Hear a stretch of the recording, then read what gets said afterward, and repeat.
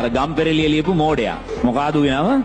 Martin Wickremesinghe. දැන් උඹලා ආසයිද ගම්පෙරළිය කියවන්න? එහෙනම් ඉතින් ඌටයි හෙලේ මහාගත්කරු කියන්නේ.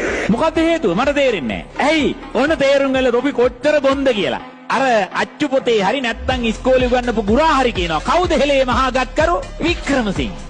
දැන් ලියනවා මේක විභාගෙට. දැන් උඹලට ෆීල් වෙන්නේ නැහැ ඌ මහාගත්කරුද මොනගත්කරුද කියලා. උගේ පොතක් කියවන්න හිතෙන්නෙත් නැහැ. හිතෙනවද? මට නම් හිතෙන්නේ නැහැ. ඊළඟට තොපිට සිංහල සාහිත්‍යයට අර මොනවද රෙද්දවල් ටිකක් ඉගෙනවනේ. මොකටද ඒවා? අදටත් මම කල්පනා කරනවා මොකටද ඕක කියන්නේ. අර සැල්ලිහිණි සංදේශයේ තියෙනවනේ. ඒකේ තියෙනවා පළවෙනිම කවිය මොකද්ද මම දන්නේ නැහැ. ඒකට ආදේශක කවියක් අපි එක දවසයි මට ඇහුනේ. ඒක මට මතකයි. රැය පැමිණිය ඇය පැමිණිය ඇඳ ළඟට. අන්තිමට තියෙනවා සැලලීනිය ටීක් ටීක් පළ කැලණියට.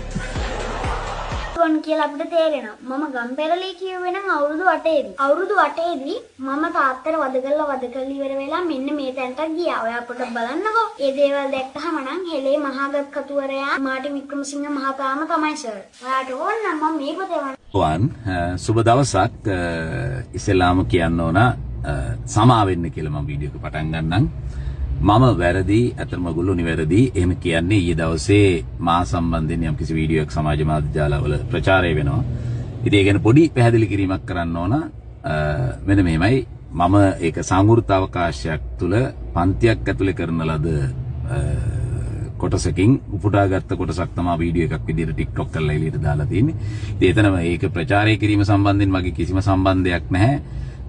ඕක වෙන්නේ ඔන්ලයින් මුදල් ගෙවා පන්තියට සහභාගී වෙන සිසුන්ට අපි වීඩියෝ එකක් දෙනවනේ. ඒක ඇසුරෙන් කරන ලද වීඩියෝ එකක් තමයි මේ තියෙන්නේ. ඉතින් කොහොම නමුත් එතන ඒ කතාව කියන්නේ මමනේ. ඒ නිසා ඒ කියන දේවල් හැමදේටම මම වග කියන්න ඕන. ඒ කතාව කියන්නේ මම.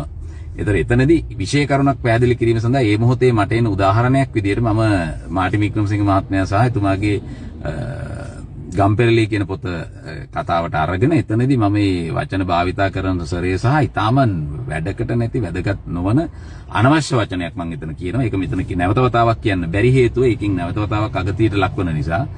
ඉතින් ඒ වචනේ ප්‍රකාශ කිරීම සම්බන්ධයෙන් මට මා පිළිබඳව තියෙනෙත් එක්තරා නුරුස්සන සුළු හැඟීමක්. ඒක ඒත් එක්ක ඔයගොල්ලන්ට එහෙම හැඟීමක් ඇති වෙන කිතාම සාමාන්‍යයි.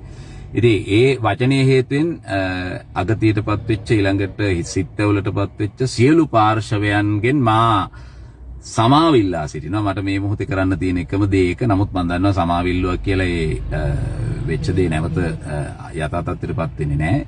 ඉතින් මිනිස්සු අතින් වැරදි වෙනවා කියන්නේ